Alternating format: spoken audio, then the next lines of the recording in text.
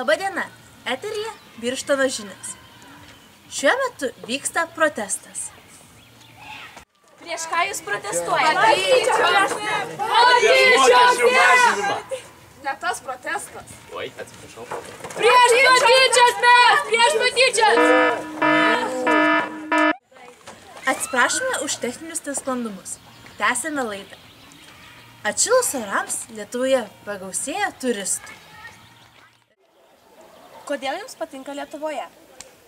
Man patinka Lietuvas, nes čia yra daug žmonių, gerbiančių mano tautą, mano kilmę.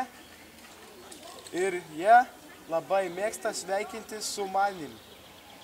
Pavyzdžiui, šie krepšininkai.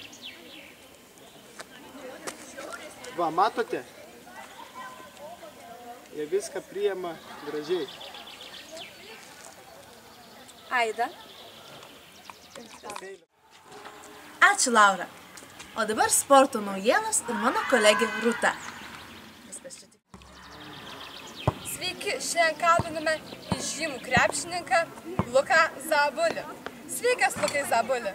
Labas. Trumpai papasakok mums apie savo vaikystę.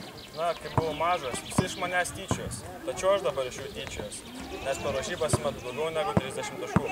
Oho, tai labai daug. Matote, net ir žmonės, iš kurių tyčiosi, gali pasiekti labai daug. Ačiū, o dabar orai.